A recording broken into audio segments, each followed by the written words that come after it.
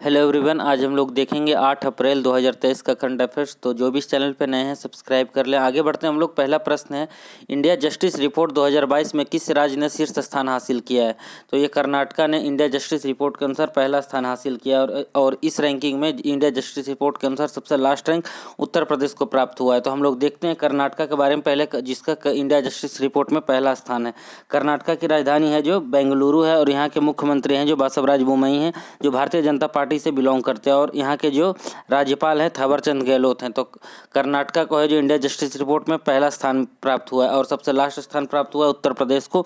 उत्तर प्रदेश की राजधानी लखनऊ है और यहाँ के मुख्यमंत्री हैं योगी आदित्यनाथ, यहाँ के राज्यपाल हैं आनंदीबेन पटेल। तो इंडिया जस्टिस रिपोर्ट के अनुसार पहला स्थान कर्नाटका को है और इसका सबसे लास्ट स्थान है जो उत्तर प्रदेश को मिला है।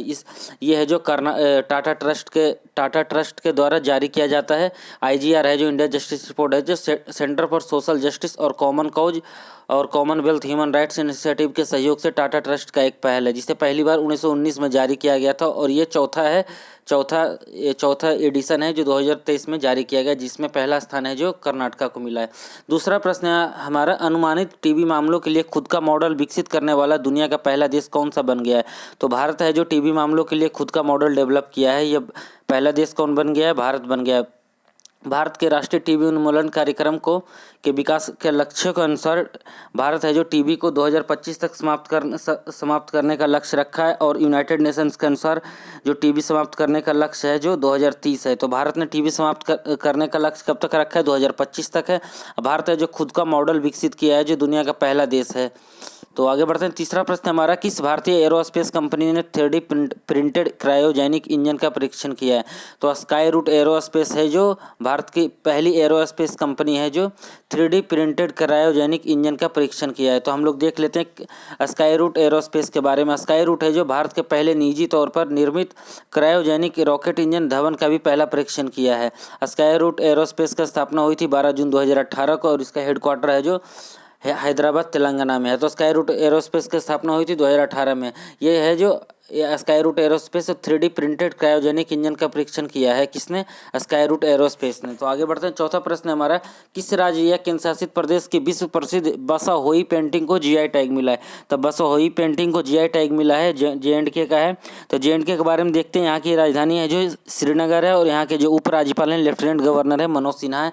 बसाहोई पेंटिंग को GI टैग मिला है। ये किस स्टेट को मिला है GI टैग?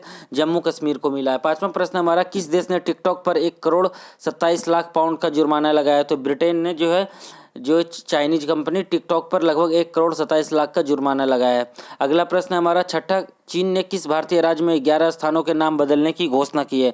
तो चीन ने जो अरुणाचल प्रदेश के 11 स्थानों के नाम बदलने की घोषणा की है। तो हम लोग अरुणाचल प्रदेश के बारे में देख लेते हैं। यहाँ की राजधानी ईटानगर है और इसकी स्थापना हुई थी 20 फरवरी 1987 को और यहाँ के जो मुख्यमंत्री हैं पेमा खांडू हैं और यहाँ के राज्यपाल हैं KT पटनायक है।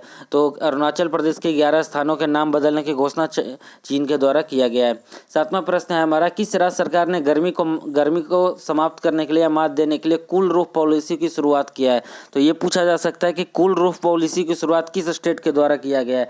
तो कूल रूफ पॉलिसी का शुरुआत तेलंगाना के द्वारा किया गया है। तेलंगाना की राजधानी हैदराबाद है और इसकी स्थापना हुई थी 2 जून 2014 को। ये आंध्र प्रदेश से अलग होकर बना है और यहाँ के मुख्यमंत्री के चंद्रशेखर राव है और यहाँ के राज्यपाल हैं डॉक्टर तमिलसाई सुंदरराजन। तो जो तेलंगाना के जो मुख्यमंत्री हैं के चंद्रशेखर राव और यहाँ के राज्यपाल हैं तमिलसाई सुंदरराजन।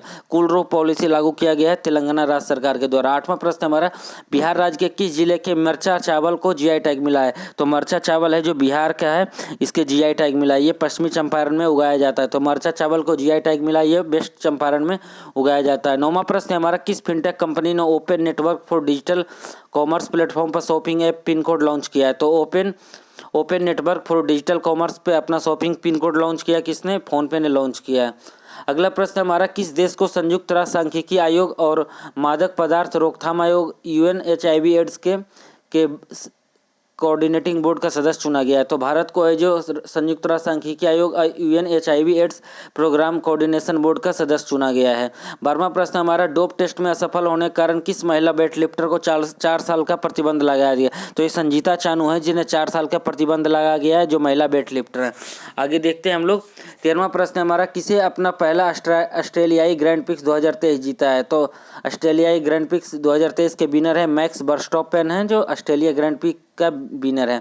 14वां प्रश्न हमारा, बनारस के किस उत्पाद को हाल ही में जीआई टैग मिला? तो बनारसी पान को है जो जीआई टैग प्राप्त हुआ है। बनारस के ही एक और बनारसी लंगड़ा आम को भी जीआई टैग प्राप्त हुआ है। बनारस के क्या, बनारस का 2 है जो जीआई टैग प्राप्त हुआ है, बनारसी पान को और बनारसी आम को। बिहार जो पश्चिमी चंपारण के मरचा चावल को जीआई टैग प्राप्त हुआ है, और जो बसाहोई पेंटिंग है जो JNK का है, तो बनारसी पान को जीआई टैग मिला। 15वां प्रश्न हमारा, फोर्ब्स बिलियनियर इंडेक्स 2023 की सूची के अनुसार एशिया के सबसे अमीर व्यक्ति कौन है? ये मुकेश अंबानी है, जो रिलायंस इंडस्ट्रीज के मालिक है। तो यह हमारा 8 अप्रैल 2023 का करंट अफेयर्स था। आगे हम लोग देख लेते हैं स्टैटिक जनरल नॉलेज देखते हैं, जो इंपॉर्टेंट हो सकता है BPSC और UPPCS और CGL में। तो इसमें आज का हमारा टॉपिक है भारत के पर्वत, पठार, मैदान, मिट्टी, जलवायु, और इसका पार्ट 1 है। तो हिमालय की लंबाई कितना है? हिमालय की लंबाई है जो लगभग 2500 किलोमीटर है। हिमालय का निर्माण कैसे हुआ है? हिमालय का निर्माण हुआ है प्राचीन टेथिस सागर के निक्षेपों से, इसका निर्माण हुआ है। तीसरा प्रश्न हमारा, हिमालय एक बलित पर्वत है जिसके सबसे उत्तरी और सबसे ऊंची श्रेणी कौन है? हिमालय क्या है? एक बलित पर्वत है, और इसके सबसे ऊंची श्रेणी कौन है? हिमाद्री है। भारत के प्रमुख दर्रे एवं सर्वोच्च शिखर किस श्रेणी में स्थित है? भारत के प्रमुख दर्रे और सर्वोच्च शिखर है जो कंचनजंगा, ये हिमाद्री में स्थित है। विश्व की सबसे ऊंची चोटी है माउंट एवरेस्ट है। माउंट एवरेस्ट की ऊंचाई क्या 8,848 मीटर है। माउंट एवरेस्ट को नेपाल तथा तिब्बत में, नेपाल में माउंट एवरेस्ट को सागरमाथा बोला जाता है और तिब्बत में कोमलांगा बोला जाता है। हिमालय का पाद प्रदेश क्या है? जो हिमालय के जो फुटहिल का जो प्रदेश है उसे शिवालिक बोला जाता है। और भारत का सबसे प्राचीन पर्वत जिसकी उच्च चोटी है माउंट आबू, और माउंट आबू में स्थित गुरु शिखर है, इसका नाम क्या है? अरावली है। भारत का सबसे प्राचीन पर्वत कौन है? अरावली है, जो एक अपशिष्ट पर्वत है।